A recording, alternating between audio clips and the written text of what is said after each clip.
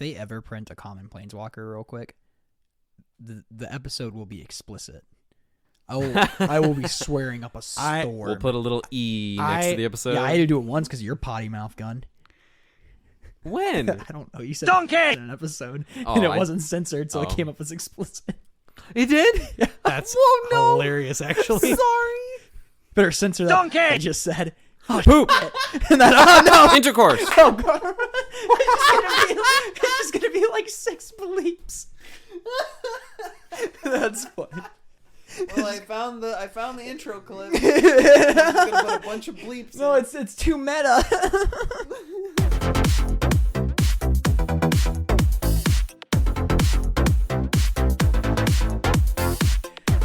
Welcome back, everybody, to Common Ground MTG. We're back talking about some Pauper. I'm Cameron Schindler, as always, joined by the lovely, beautiful, long-haired Thomas Gunn.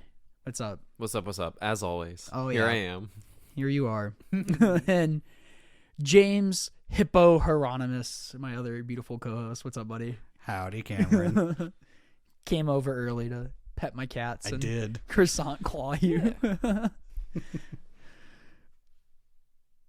What are we doing today? Where to start this week? We got some stuff to go over this week. I top 8 at SCG Con. Yeah, Cameron top 8 at SCG 20K. That's It was sick. super Let's sick. go. Yeah. Nashville had a really good showing. If you know, you know. It was awesome. The one time Thomas and I don't travel for a tournament. Yeah, so much FOMO. Bigger news, like the biggest news in Magic, I think. I made a Twitter.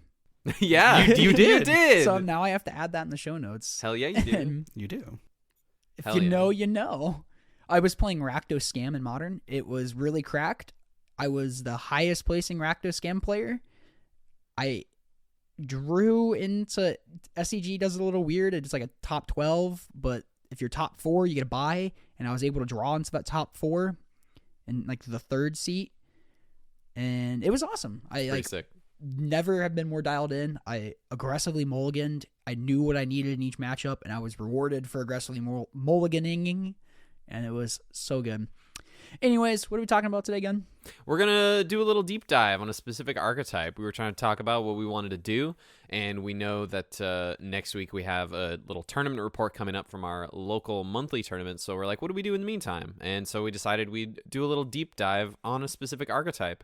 And this week we're going to chat about, to no one's surprise, Mono Red. Gardens. Oh. Wait a minute. We should talk about Gardens at some point soon. I mean, I guess we kind of talk about Gardens quite a bit. Yeah. To be It'd fair. be cool to go into the whole deck. Yeah, absolutely. Like But yeah. we're doing today, but for Mono Red. Yes, but for Mono Red. And we'll also go over this past weekend's challenges after that as well, and then a little housekeeping at the end, and give you guys a little sneak preview about what Cameron and I are looking at playing at our weekend tournament. Oh, yeah. It's Hell yeah. great.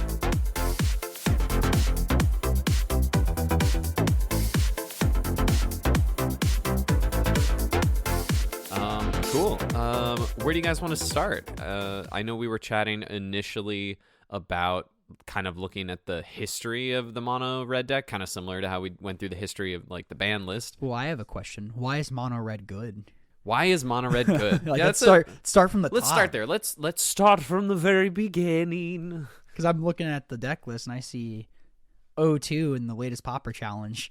That might be traditional burn. Shots fired. Yeah.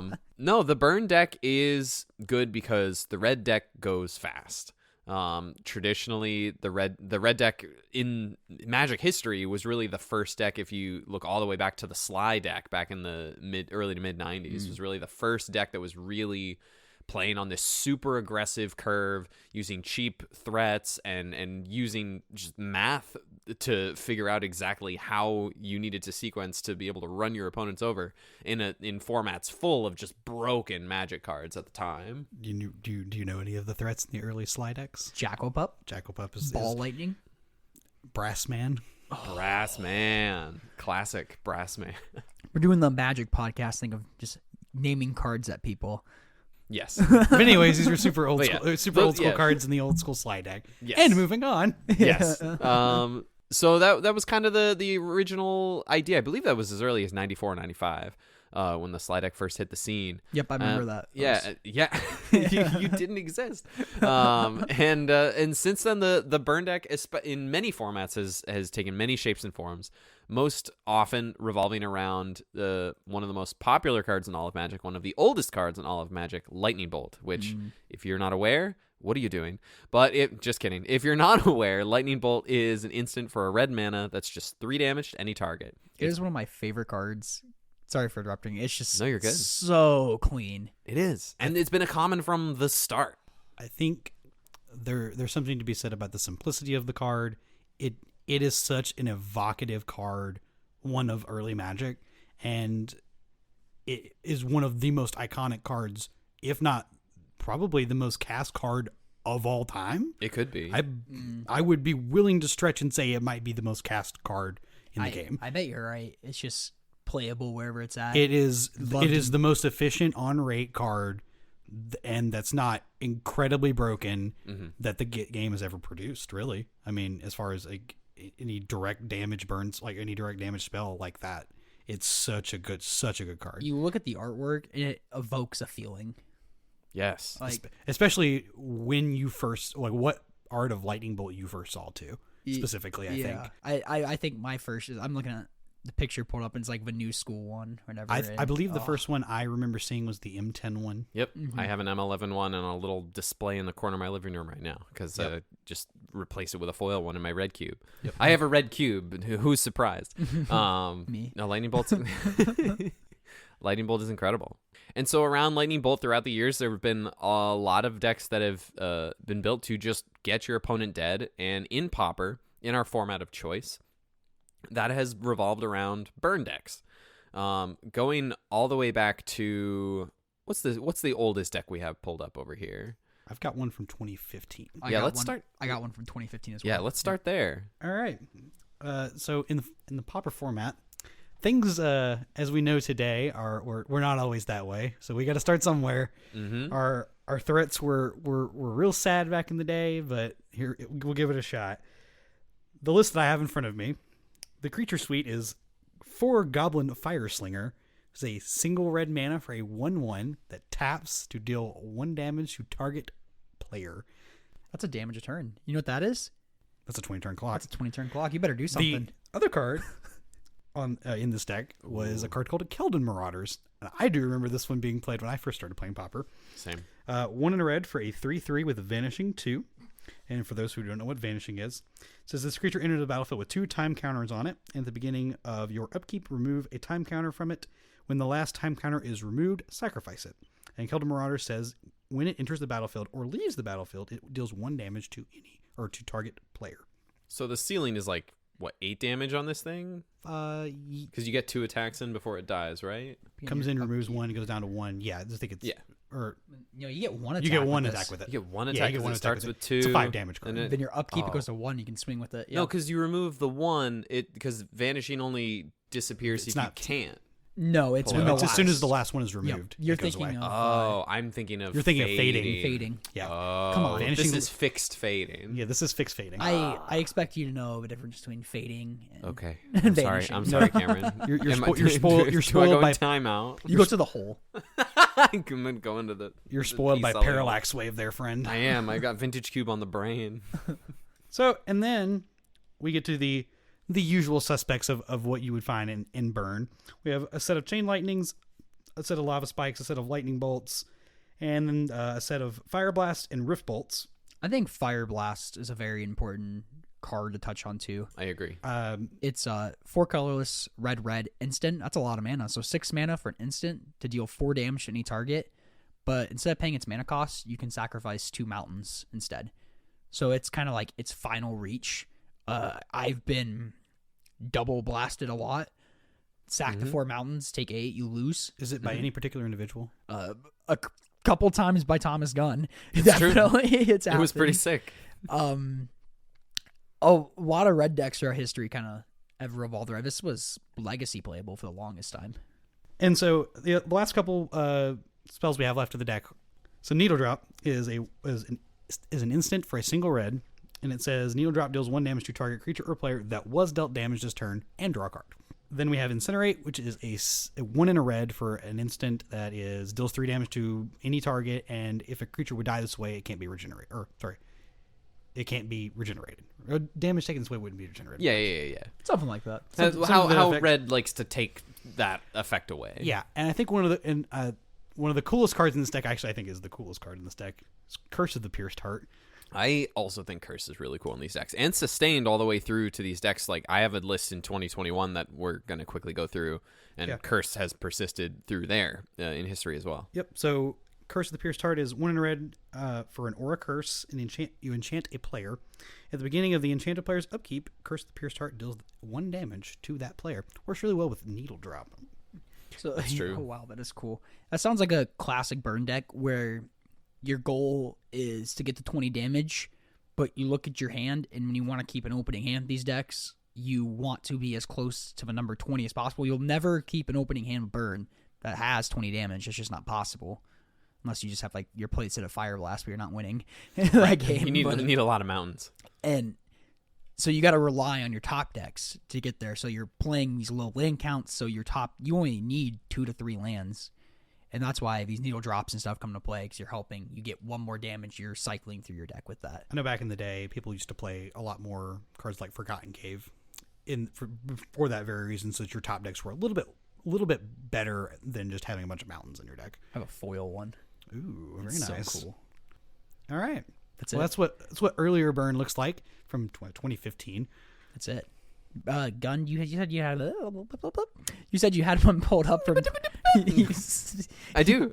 You got one pulled up from 2021. My Yeah. dog. So at this point, not too long after the list that James had been looking at, the red deck got a big upgrade in Thermo Alchemist. This was originally printed in Eldritch Moon. It's 1 and a red for a human shaman. It's a 0/3 defender, and it can tap to deal 1 damage to each opponent. And whenever you cast an instant or sorcery spell, untap Thermo Alchemist. So this thing is just like a machine gun. If you're chaining spells, like, this thing can do a ton of damage. And this is a great threat to just have stuck in play, like against the counterspell decks, against the decks that just like this blocks a lot of cheap creatures really well. Like, so it's helpful in the mirror in that respect.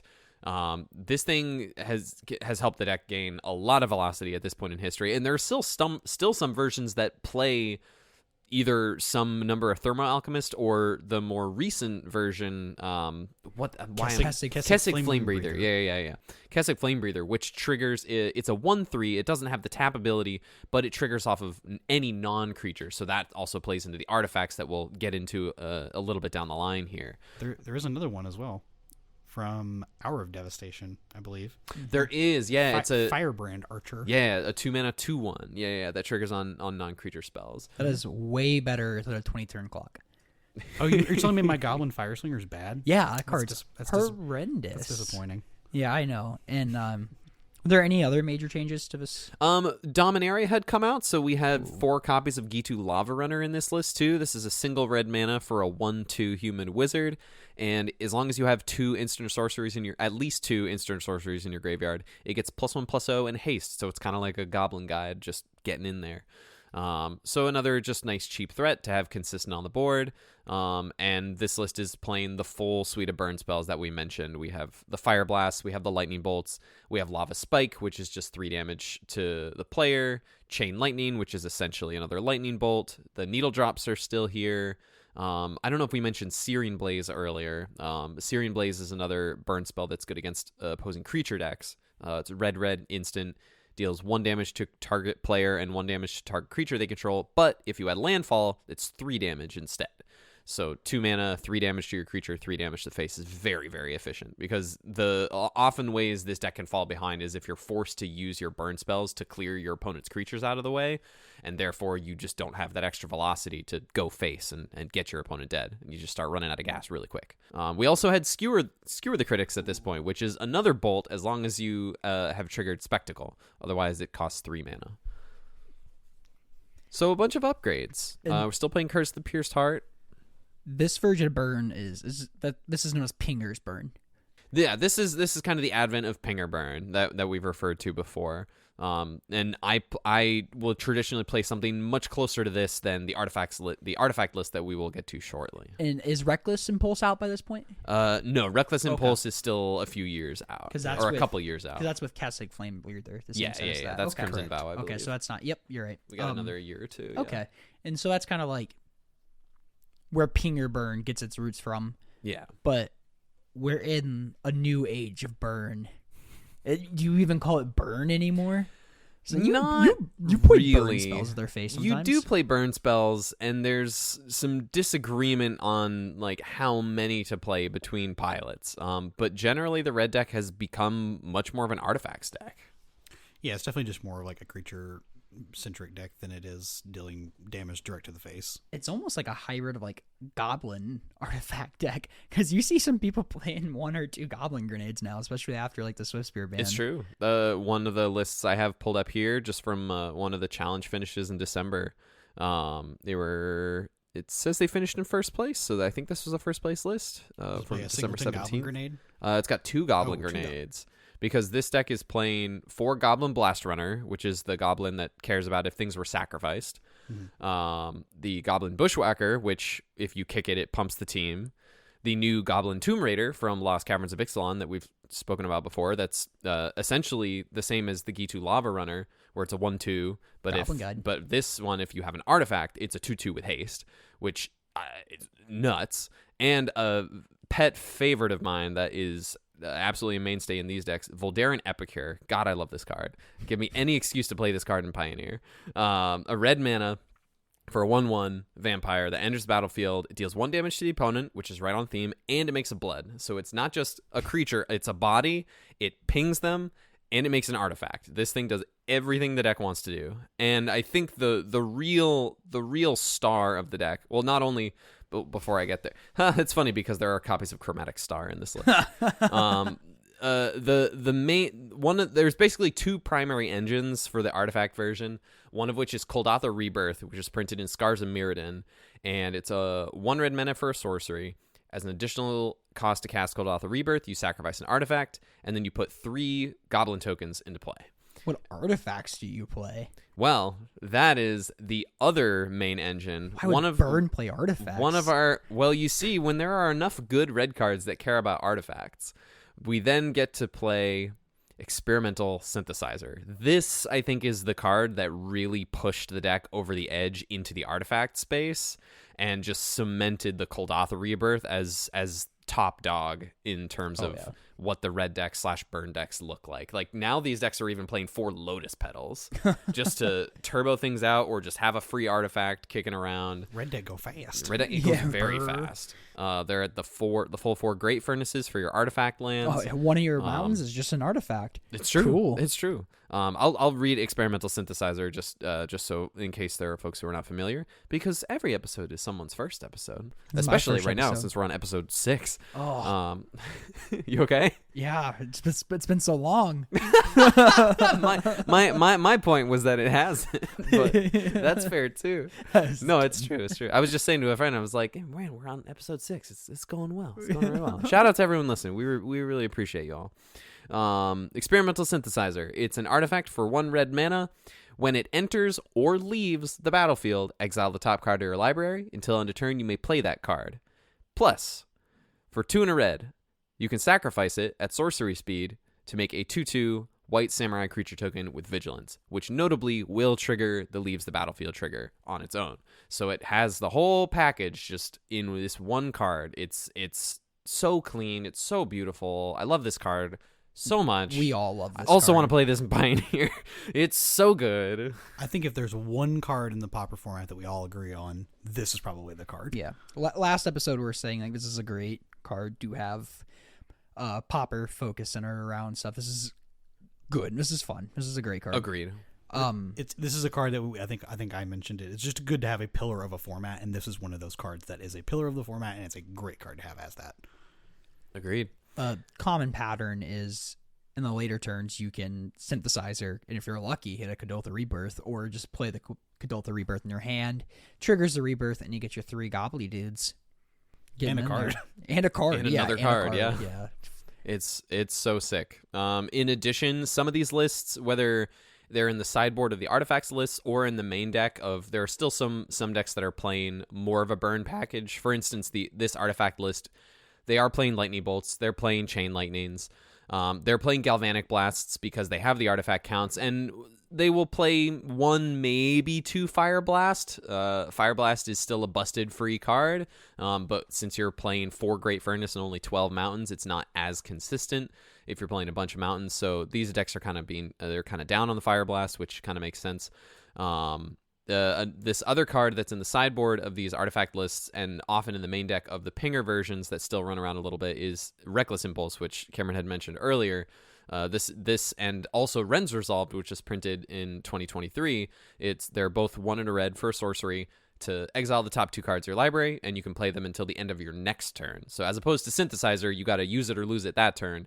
Impulse can kind of just put it away like a little stockpile for next turn. So you're potentially giving away some information to your opponent, but in a deck that just wants to kill them as quickly as possible, that's really not that much of a big deal. And especially in a more burn heavy deck like I play, when I'm playing the burn deck, or in my version, I play the full set of Fire Blast, and flipping Fire Blast off of a Reckless Impulse, oh baby, that's baby, you flip too many Fire Blasts. That is so much fun.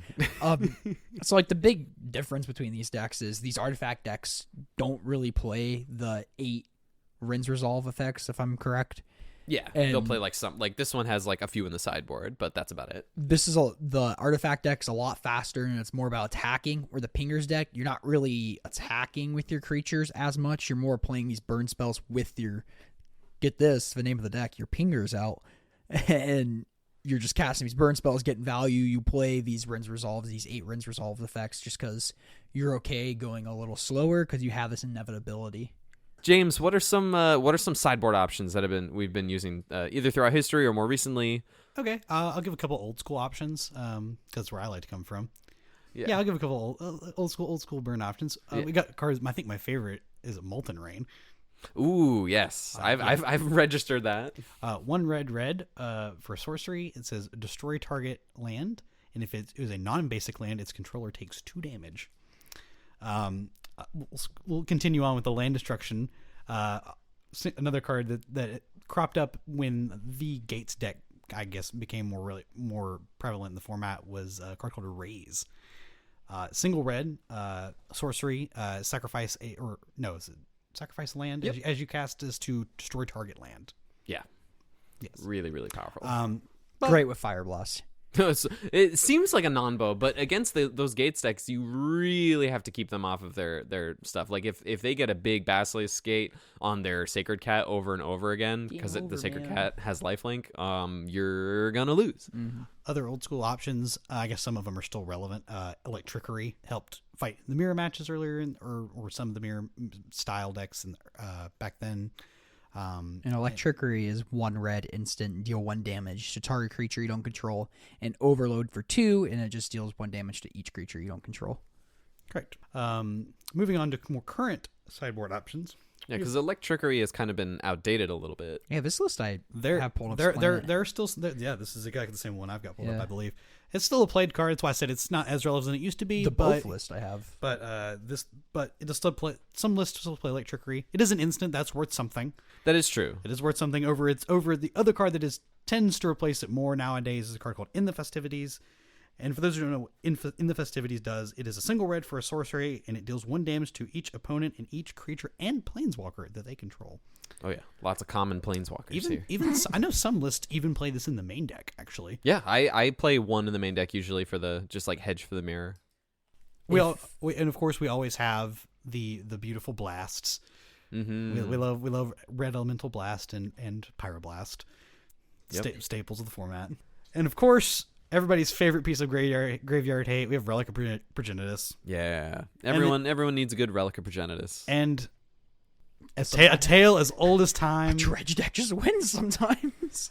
And a tale as old as time. If you don't bring your artifact hate, you will lose to the artifact. You've got to be packing those Smash to Smithereens. Smash to Smithereens, 1 in a red for an instant. It destroys target artifact and deals 3 damage to its controller. Yeah, Smash to Smithereens is my weapon of choice more often than not. Additionally, you can play things like Cast into the Fire, which is you choose either deal 1 damage. It's 1 in a red for an instant. It's from Lord of the Rings, which gave us a lot of banger cards. It deals either 1 damage to each of up to 2 target creatures, so it kind of does like a Lick Trickery and the Festivities impersonation, just at least to kill 2 things. Or, more importantly, why it's usually in sideboards, it allows you to exile target artifact, which is helpful against the indestructible artifact lands. Additionally, some lists will play like Gorilla Shaman and things like that, which you can, I believe it's pay 1XX to destroy X target non-creature artifacts. That is exactly on correct. a 1 mana 1/1. Correct. Yeah. Hit those lands. Oh yeah, That's yeah, right. that's what it's there for. Blow up those artifact lands, baby. There are tons of other options that I've seen play over the years. As time moves on, we just get more and more efficient answers to everything. Another card I do want to highlight, actually, is a recent or somewhat more recent addition, is a card called Molten Collapse.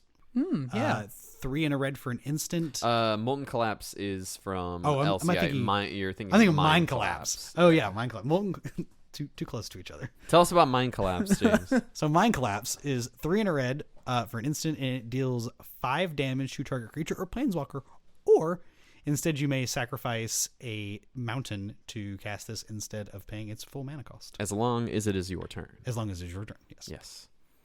Which is interesting that's opposite the Modern Horizons 1 forces. That's funny. Yeah. But no, I mean, it's another spell, like free spells, very good in the red deck. Trigger your pingers, trigger, up until very recently, trigger your Monastery Swift Spears, and things of that nature. And just mana efficiency is so important in these lists. A lot of times, like James, you were talking about Relic of Progenitus, and that's a graveyard hate option for a lot of decks. There were some weekends or some months at our locals where I decided to bring Tormod's Crypt instead because I just wanted to stay as mana efficient as possible, and I didn't want to spend mana on my hate piece. 0 mana is better than 1. Yeah. In some cases. Some cases, it's good to have the Relic kind of chipping away. Yeah. Sometimes you just want that one shot effect, and it's good enough. It does the thing. Like that, like against like the I played it for instance, one of the tournaments I did well that month. I played it. I brought it. What's the Cycling Storm? I played it against Cycling Storm, and the Tormod's Crypt was really good there, just to time it just right. And honestly, I liked it just fine against Terror too, because honestly, I just needed that one first exile the graveyard to slow down the first wave of terrors to be able to just kind of run them over before they could get a terror or 2 down in play. What I kind of want to ask a question for you, Gun. Yeah. What decks in the current meta is mono red good against? Like, what are you preying on? What are you like here to beat? And but I guess follow up question, you can lead after it. What decks are you like most terrified to get paired into, and kind of how do you combat that? So I think that the red deck plays best against the blue decks, personally. This is also from personal experience. If you're out there and you're listening and you're like, what are you talking about? I can never beat Terror. Then like, I don't know what to tell you. Skill issue. I'm kidding. All right, Pro Tour. Whoa. The Pro Tour doesn't. We don't play Pauper on the Pro Tour, bro. Not yet. Not yet. Not yet. That would be so sick. Game over, man. That would be so sick. They made Legacy on the Pro Tour. I don't see why they can't put true. Pauper on the Pro Tour. Everyone would start listening to our podcast. That's It's right. not in the year of our Lord 2024 will they put Pauper or Legacy on the Pro Tour. Never say never. No, it's already been decided. It's locked in. But anyway, I digress. I think that right now, if you looked at the metagame right now, I don't think I like the red deck's position. I think that it's good against the blue decks because you can present a really fast clock and Minus having Coggates, you think though? What? Minus Coggates? Well, I'm not there yet. I don't consider Coggates a blue deck. Huh. I consider Coggates a white deck. Huh. So we're getting there. Coggates is very much trust me, it's a blue white deck, but in my mind Gates is just its own thing, and it's a bad matchup, and we'll get to it. Fair enough. I guess you're good against the I- counterspell pile. The counterspell, the Delver decks and the Terror decks. That's what I mean when I say the blue decks. Okay. I think you're generally favored against them. You have the blast in the sideboard. You have a really fast clock. You can pick off the cheap creatures from the fairies lists. You can get down under the terrors really quickly. James is just over here seething. I think you're Seething. good against these grindy decks too, like these Jeskai Ephemerate decks, or even a lot of like the other. I think the Grixis Affinity deck's a little bit more so than the Jeskai one, the new Glitters decks, because I think the Glitters decks can present a fast clock as well. I didn't mean to say Affinity. I meant to say Ephemerate. Oh, Ephemerate. Because Jeskai Affinity is not a fair deck. Jeskai Ephemerate is a fair deck with an unfair lock eventually. I think that matchup is fine. Oh, I'm saying you probably prey upon it. I've had a different experience. Really? It's 50-50 to leaning towards bad in my experience. I guess you start ephemerating a Dawnbringer Cleric. Yeah, It gets exactly. It gets rough. You start the Dawnbringer Cleric, which is 1 and a white for 1/3, enters the battlefield. You choose one. You either exile. Is it the whole graveyard or Exile like a singular card. exile a graveyard. card from the graveyard, or destroy an enchantment, or gain 2 life. And when you're ephemerating that every time, and a 1/3 blocks your Goblin tokens pretty good. Blocks your Goblin Guide too. Yeah, blocks your 2/2s pretty well. I think if the game goes long enough, they also play late to dinner. Yeah. Make a food token, get a guy back. Yeah. I think that if the game goes long, then you're screwed, which is generally going to be the case when you're playing the burn deck. So I like it against the counterspell decks. I like it against the old school affinity decks. It's like where your artifact hates are really good. So I think those are your like relatively favored. Oh, and also against most of the green decks, you're pretty well favored. Like if someone shows up with elves or walls combo, then you are generally going to have enough time if you pick off their early combo pieces / early mana generating creatures that you'll have the time to just kind of get in with your creatures, burn them out eventually. It won't be too difficult from there. So I think those are your good matchups, and then the mirror is obviously going to be the mirror. So, When Tron was more of a thing, was Burn pretty good against Tron? I think so. I had a pretty good record against various versions of Tron. Tron, playing against Tron, I feel like with most any deck, if Tron gets out of control, then Tron's going to do the Tron thing. Is this also dependent on the Tron version? Because I think this actually makes a big difference here. Yeah, if they're ephemerating, if they have like a combo finish, then I think those matchups are much worse. But I have found that against like things like the Altertron deck, the assembling the engine is a little slower than like your busted turn 3, turn 4 kills. And even if they generate just like infinite 3/3s, they often still have to wait a turn before they can attack and kill you. And so you can usually burn them out.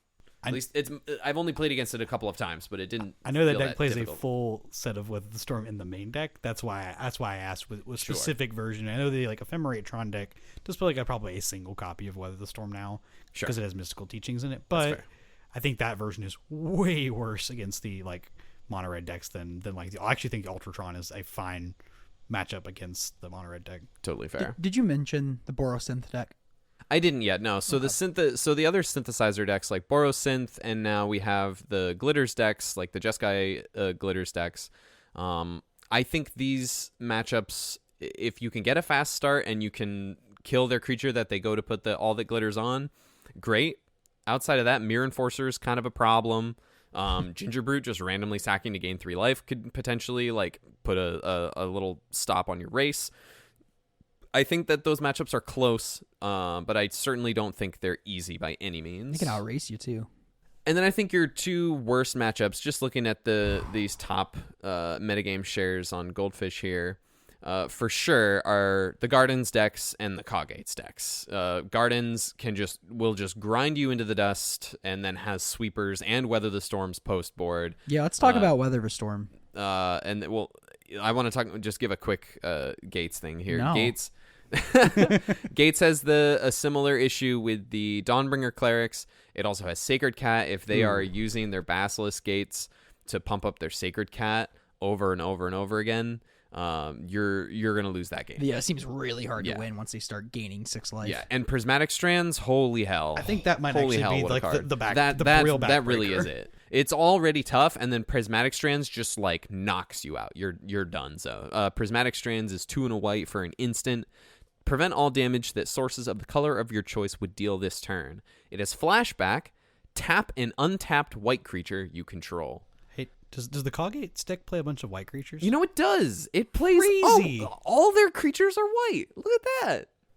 Yeah. Maybe that's why I call it a Wow, mono maybe white that's deck. why Oh, is it a mono white? Maybe that's why I call it a white deck. You know, like classic white cards like brainstorming. Yeah, brainstorm, If we preordain, wanna- and counterspell. I was like, if we want to get Classic real technical, there cards. is a blue creature in that deck. Oh, The backside of Modern It's Age. true. You're right. You're right. okay, Backside- creatureless cube backside of creator. Modern Age. Whoa! No shade. No shade. no, I love shade. that. That cube looks cool. It That does cube look looks really It does cool. look pretty sick. I just give him. But yeah, I think the Gardens decks and the Coggates decks are tough, and so if those decks are prevalent in your metagame, I'd stay away from Burn. But if people are playing just like dopey creature decks, counterspell decks, like the slower affinity decks, definitely sleeve up Burn. Take it to town.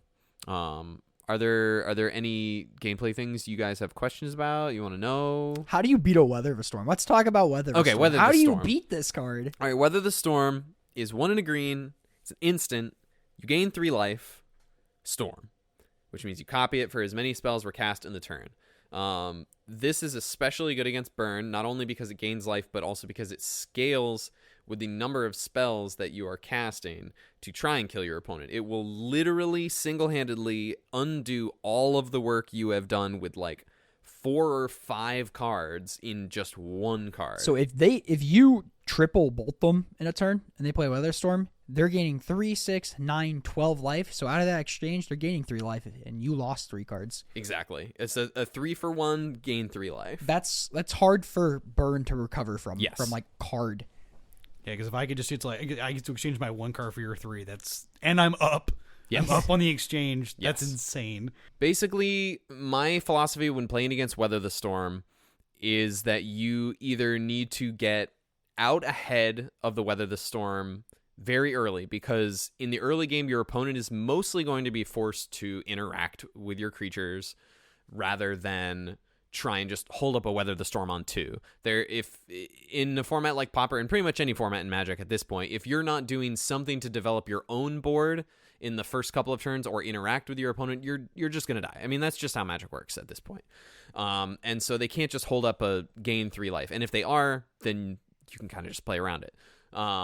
So you either want to set up really early, get plenty of stuff down on the ground to start chipping in, and then you want to wait. You want to bide your time because you don't want to run into the Weather the Storm. I was in top 8 of one of our local monthlies. I was playing against one of our friends who's an excellent player. He loves playing Pauper. He plays Infect pretty much almost every time. And we were playing against each other in top 8. And it was game 3. We'd had a really sick match. We were having a really, really good match. And I got him to 4 life. And I had the Fire Blast in hand. And he had like 1, maybe, I think he had 2 cards in hand. And I'm like staving off Infect attackers every turn. I've got him to 4 life. I've already ground back from 1 Weather the Storm that was like, gained like maybe 9 or 12 life or whatever. And I'm sitting there and I'm like, no, there's no way. He doesn't have it. No, he doesn't have it. And so I go for it to try and win right then and there. And he casts the Weather the Storm. And I just get totally blown out. And if I had just been patient, if I had just waited for him to tap out, if I had waited for him to cast the Weather the Storm first, then I can Fire Blast underneath it, and I win that match, and I move on to top 4 and probably split for prizes or something. So it's this kind of like weird cold turkey game where it's like Yes. if you're the person holding the Weather of a Storm, you're like, and say you're at 3 life and they have a card or 2 cards in hand, you don't want to cast Weather Storm because in response they're probably going to bolt you. Right. It's hard, And it's because, the same the other way. exactly, because it's like this really, really hard dance because you're trying to cast this Weather Storm. You almost have to wait till you draw a second copy if you're that close to lethal.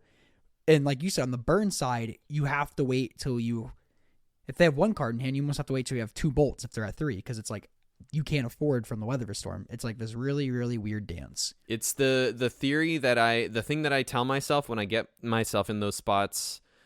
Usually in that moment, it left my brain. But that's gonna happen. It's Magic. Magic is hard. Playing Magic after a long day, it's gonna happen. The thing that I tell myself, the trick that I use for myself is when I get to the spot where the points of burn I have in hand is greater or equal to my opponent's life total, then I say, okay, pump the brakes. they're dead, but we have to wait for them to let them. Who's blinking first? Yeah, exactly. We have to let them blink first because we will have them dead at any point. And if you give them the opportunity where they feel scared, and like you're saying, Cameron, if they like, I just need to cast this Weather the Storm, and you get to sneak in under them and just burn them out. We played a game, and I was playing Gardens.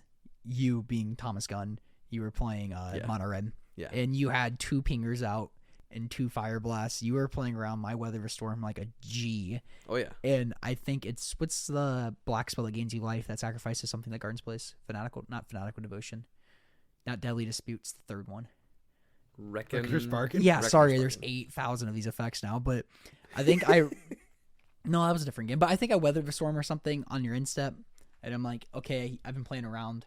Him killing me, I'm at 12. I think I'm at a safe spot. Or no, I'm at 14. I'm at a safe spot to Weather the Storm. And you're like, hold on. You like pausing me, like, hold on. In response. No, you were at 12. Yeah, okay. No, Yeah. but you double fired. Oh, yeah, because you You're double right, fired blast me. Because I And double fire blast with 2 pingers in play. and so that was 4 damage from the 2 pingers. Yep. 4 damage from one blast, 4 damage from another blast, and I'm like, okay, I guess 12 wasn't Yep, safe. you died out of nowhere. And it's just like it shows you like the was power of the incredible. deck. It's like the classic. If anyone watching has seen the Star City Games classic moment, the best of SCG Tour, of Ross Merriam against Patrick Sullivan, where Patrick Sullivan just casts burn spells at the exact right moment when Ross taps just the wrong way when he didn't realize what was about to happen, and Patrick steals the game. That's how you play the red deck, and he did it with a Fire Blast too, in combination with another card that we don't have access to because it's an uncommon. But And Gun, that's like, I've seen you pilot burn even against me in like incredible ways, and the stuff like that. Like these moments are hard. I hate when people are just like, oh yeah, Burn's the starter deck. Give Burn to a new person because Burn's easy. Their Burn's so stupid. It takes no thought. That's what bad players do. They run their burn spells into Weather Storms. Right. That's you'll see that a lot, and that's a sign of a bad player. Years ago, there used to be someone who lived in our area that he, in order to travel with him and stay with him in an event, you had to basically agree with him that Burn was an incredibly complicated deck to play. That's awesome. And I don't think he's entirely wrong. I think the deck is. I think playing the deck is difficult. Like as Gunn has mentioned, like you have to play around so many different things that can stop you from just winning the game on the spot. Like in this case for Pauper, it's Weather the Storm. Like Weather the Storm just ends the game basically. Is it hard as pilot as modern scam? Probably not, but that takes a genius. Oh, does it? Gotta stroke my ego. I will not make a joke. Joke was made. I got it. Don't worry. But to recap, I think Burn does have like on the surface, like it appears to be just an incredibly one-dimensional deck. Does the thing, or mono red, however you want to look at it. But it's the last 10% of the playing the decks, that 10% that's like the game changer. Yeah. It's like cool. You can just cast like six deal threes. But it's that last 2 points of damage. Yep. It's that last 2 points you got to get across the line. And So it's are you really gonna play difficult. around that gain life, that Reckoner's Bargain? You gonna play around that?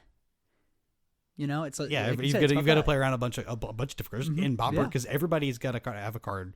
Again, Burn also has that very similar affinity feel where you got to have your 8 forward or you'll lose to it. yes. I know every month when I go play Pauper at our locals, I don't not leave the house without some kind of way to beat Burn. I will be playing something to beat red in my sideboard. Big shocker. I'm not playing mono red this month. Ooh.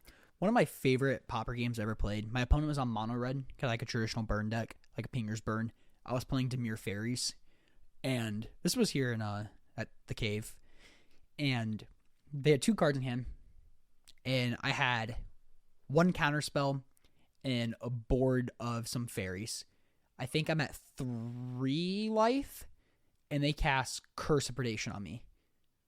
And that gives me 3 turns to live, and I have one The card curse left. of Predation, or that curse. Pierce Tart. Curse of Pierce Tart. So that puts me on a 3-turn clock, and I have a counterspell in my hand. And I'm like, that last card in their hand, that is Fire Blast. That has been in their hand forever. This counterspell has been in the hand forever. We both know what our last cards are. And I'm like, that resolves. I think they're at 6, so I untap. I go to 2. I swing at them with my 3 fairies, put them to 3, they untap, like play a land. I go to 1 and kill them. I attack for lethal my fairies, and they're like fire blast you, and I just Counterspell. Slam a counterspell. Yes. It was Sick great. read. It was cool. It was Yeah. really cool. And that was when it feels good when you get those reads in. Yeah. And that could work both ways too. Exactly. When you try to on the burn side or try to bait out these counterspells too. Yeah. Like wait till I lightning bolt you, you're at 4, and they're like weather storm. In response, blast you, you're dead. I know that when I actually get to the opportunity to play some of these burn decks, not even necessarily just in Pauper, but in general, I tend to like fake having cards like Fire Blast a lot in my hand. I'll just hold a land like forever just to fake, because they have to play around it now. So if I've just sat there and looked at this card like every turn, it's like, it could be Fire Blast. Mm-hmm. You don't know. Yeah. I know I like faking isn't a lot of part of the game of playing the red deck too, because you're just like, no, either I have it or I don't. Like, that's up to you to decide. Yeah. 'Cause you could lose, or you could not. One of my favorite things to do is like set your hand down. Like I'm normally a card flicker, but like set your hand down, have that relevant spell on top. So like your opponent does something, you just flip over that one card. Like, oh, here's my Fire Blast. I've Flip definitely over my watched counterspell. Thomas do that. Oh, yeah. several times. Classic Thomas move. Just leave that counter spell right on top of the deck. Just flip it over. Yeah. But yeah, the red deck is sick. It's been sick for a long time. It seems to be, it's still relatively at the top of the metagame right now in terms of its share, at least according to Goldfish over the last 30 days. But it's still showing up. It's still making top 8s, and I think it'll be here to stay in some form for a long time, I think. Real quick, how do you we talked about how you beat Weatherstorm. How do you beat these Dawnbreaker clerics and these cats? You cry. Oh, okay. Yeah. The You matchup. gotta That just, you matchup gotta might just go fast. That matchup might just be the literal worst Yeah, it's in the the literal- in the yeah. metagame. It's really really bad. It's the worst. You kind of just can't. It's the worst until I bring Soul Sisters. Being on the Sacred Cat side, like when they bolt my Sacred Cat when I target with a gate, I'm like, cool, I just gained 3 life. Oh yeah. And I'll play it again. Exactly. Yeah. And do it again next turn. You do it again? Yeah. Yeah, I think the month that I played Call Gates at our locals, I played against someone who was actually quite a good Magic player in our area and has never played the Pauper format before, and he got to learn how good Sacred Cat was, how good Basilisk Gate was, how good Prismatic Strands was. He's like, these are real cards, and I'm like, yeah, these are great, aren't they? They're bangers. They're great. The red deck, what a thing. Before we segue through the challenges, go watch Rhystic Studies Red Deck Wins video. Yes, it's so good. That evokes the feeling. It makes you feel like it makes you feel what Lightning Bolt makes you feel. It's great. I agree. Go watch that video. I'll link in the show Sam notes. makes amazing content. Pauper challenge time.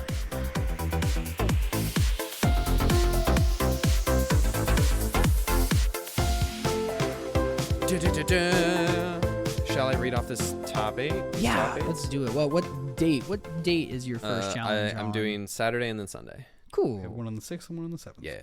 All right. Pauper Challenge from Saturday, January 6th. In 8th place, Fair MTG on Mono Blue Delver. This is actually a terror deck. I'm going to chat about it when we get back around to it. In 7th, Gasman 48 on Burn. Woo. This is the Kuldotha Rebirth synthesizer artifact Burn. In 6th place, Brivinex with Is It Fairies? This looks to be... Love to see it. Yeah, this is a traditional fairies list with red, no delvers, and with Screds. So we got a Scred Is It deck. We have another Scred deck in 5th place. This is a blue-red terror list from Bruno Guerrero. Excuse me if I to anyone who's listening. Excuse me if I butcher any of these names. I'm so sorry. In 4th place, on blue-black fairies with one Gurmag Angler and one Murmuring Mystic. Those aren't fairies. Nieder Schatten. In 3rd place, I Am MVP on Ka Gates. In 2nd place, Denisovich Alexei on Grixis Affinity. And in 1st place, Ed Socrato on Ka Gates. Let's take a look at our 1st place list here. Looks fairly stocked. Looks to like me. Ka Gates. That is exactly the most stock list I think you could imagine this deck looking like. That's Ka Gates, all right. That's Ka Gates. Splash red in the board for Red Blast. Full set of dust to dust. And those Destroy Evils, you bet they're waiting for those. Interesting. I guess there's not these glitter. Where are these glitters decks at? It looks like they are Fake hype. the next one, they the 23rd and 24th of the Jeskai Affinity and Blue White Affinity in 25th. So Maybe not a great showing for glitters here. Deck's not as good as I thought. There's a deck in the top 16 that's Esper Artifact Control. Whoa, this Esper Ephemerate list. I actually want to go to the second place list. Sure. This is actually bringing out some older cards that haven't seen some play in a while in the Pauper format. We got Somber Hover card. Oh my! Is this Grixis Affinity list? Yes. Modern Masters 2015 Draft All-Star Somber Hover Guard. Yeah, Somber Hover guard. For those who don't know, 5 and a blue, has affinity for artifacts, and it's a 3/2. It's just a 3/2 flyer. Sick. And it also plays the other blue. It's Delver at home. It is. This is. I don't We even actually see have, it. and we have Tellurian Terror at home. We have Gearseeker Serpent. Yes. yeah, We have, for those who don't know what Gearseeker Serpent is, it's 5 blue for a 5/6, and it has basically affinity for artifacts. And then you can pay 5 and a blue to make it unblockable for the turn. It's pretty sick. So nothing like too crazy this weekend. This challenge. I guess the lack of glitters in this challenge. I wanted surprises me. to chat about. Chat about it. Hang on, I lost it. I accidentally. Also, actually, a really accidentally cool closed the weird challenge. sideboard card coming from the Grixis deck as well. It's called Envelope. Single blue, instant, counter target sorcery. What? What is that for? Dust to Dust? Oh, it's for Dust to Dust. Single blue count. Yeah. Also, Wow. turn aside technically would do the same thing as well. That's That's interesting. pretty sick. Yeah. Our 8th place list is Mono Blue Terrors list. We've got 4 Delvers. We got 2 Murmuring Mystic in the main, which I love to see.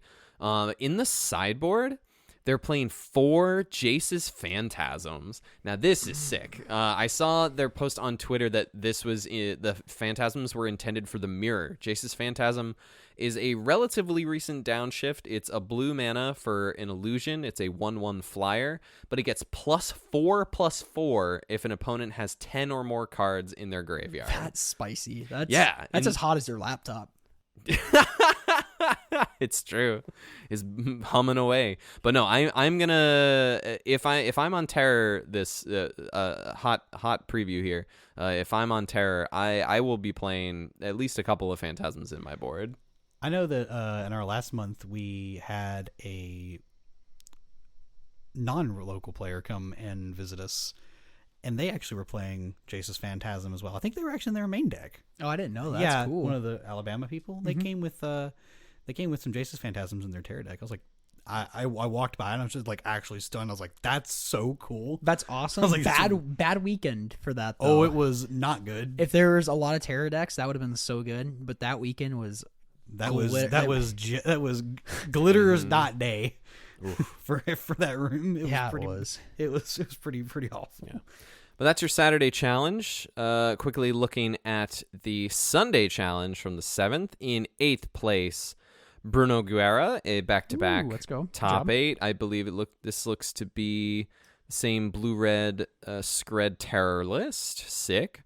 In 7th place from Batutina, we have looks like the same mono-blue Tellurian Terror list. Yep, we got the 4 Jace's Phantasms in the board. Yeah, this is the same list as before from the Saturday challenge. In 6th place, Crazy Morongo on Golgari Gardens. In 5th place, Walker 735 on Jeskai Affinity, All That Glitters. In 4th place, Top Leash on Dimir Control. Let me see. This is a terror list. We got Gurmag Anglers. We got a couple Philology Archaeologists. In 3rd place, Carrot Eater. I believe a repeat from last weekend. I'll never forget that 3rd name now. place, right? Another Scred Red Tellurian Terror list. So these Scred Terror decks are popping back up.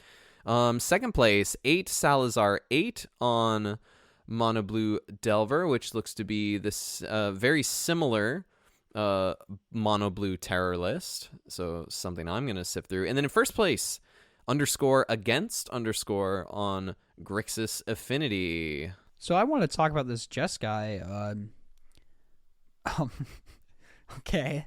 The Jeskai Glitters deck. I don't know my brain, bro. Let's talk about this Jeskai Glitters deck a little bit. They're playing no Thraben Inspectors, but they're playing 4 Ardent Recruits, which is a 1 white creature. Yeah, I saw that. It's a 1/1, but Metalcraft, if you control 3 or more artifacts, it gets +2/+2. So Metalcraft, it's a 3/3. 1 mana 3/3. That's really cool because you control 3 artifacts very easily. It's really easy. Turns out. And they also have the 4 Reckless Impulses, so that's really cool as well. That's starting to becoming the main squeeze. Still no basic lands, and their sideboard is very different from the standard bears, Crimson Acolytes. Mm-hmm. They're playing 2 in the festivities. I don't know what these 3 Sealifiers are for. The 1 enchantment to deal 2 damage to any target.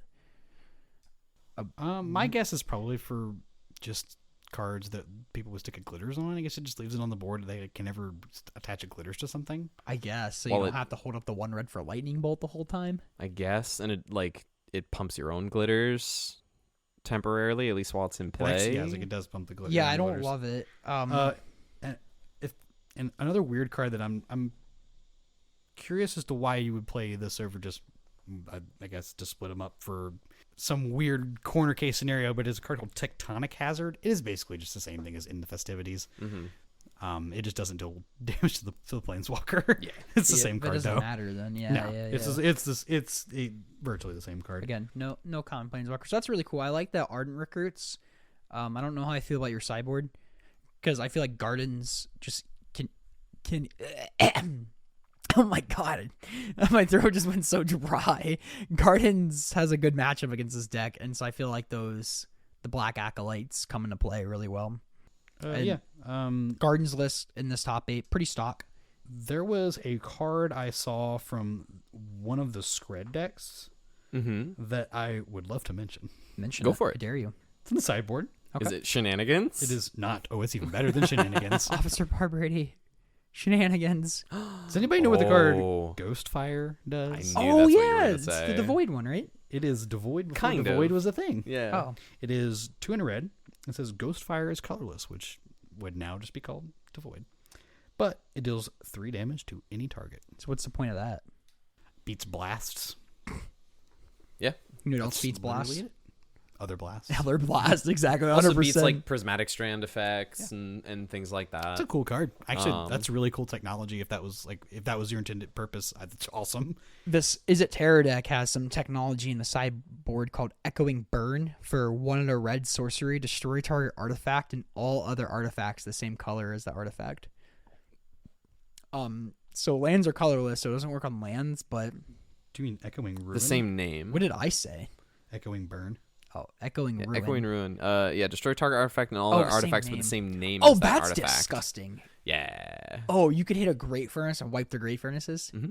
You can hit all their Mirror Enforcers. That'd be That's Yeah. cool. Oh, yeah. All their fragments, this all their is mirror enforcers. yeah, that's pretty sick. That's some technology. That is some sick technology. I love seeing when And a ton of the weird cards get to come out and play. Yeah. Man, I mean, yeah. it looks like Skren's on the rise. Yeah. Wait, Fire Ice is a common? Yeah. Holy crap.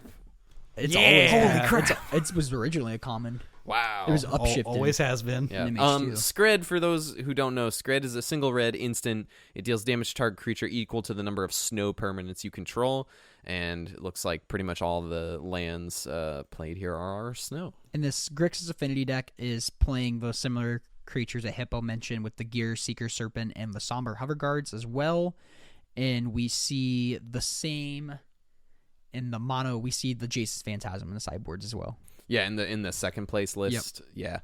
Yeah. The really the only difference for the second place Mono Blue Terrors list on Sunday versus the 7th place in the same challenge and the 8th on Saturday.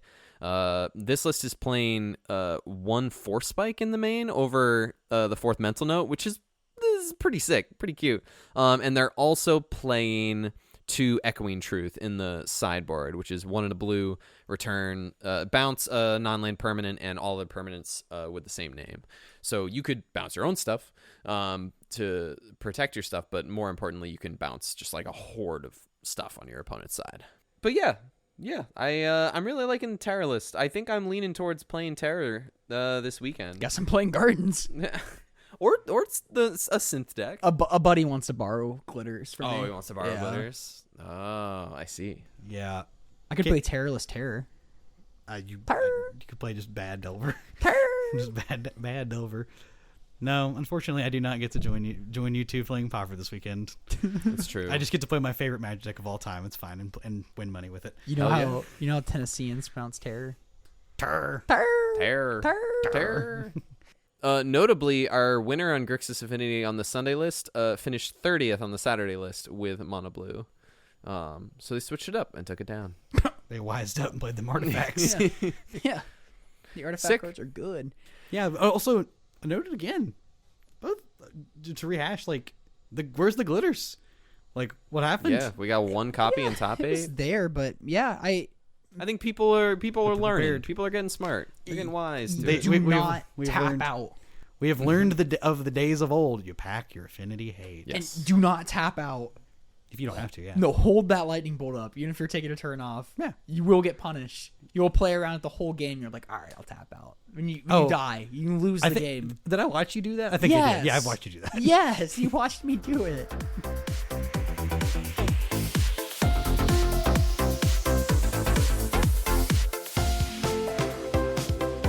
If you made it this far, you're part of the fam. You're awesome. Email us questions. It hurts my feelings. I didn't get a question.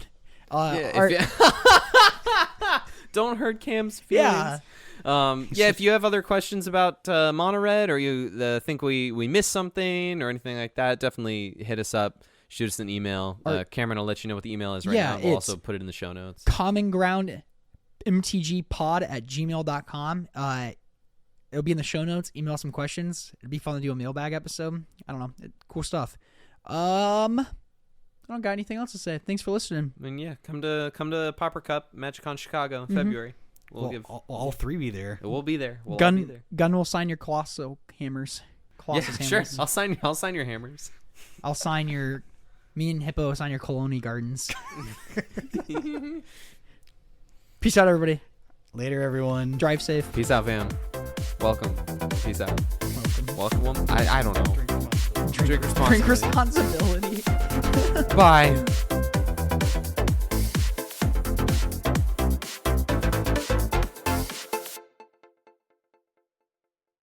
You gotta pick your spots, and I'm definitely game to dive into that. Yeah, you can cut that and put it somewhere else. Oh, sure.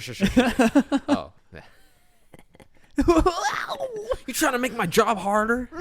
I'm gonna start saying, editor, do this.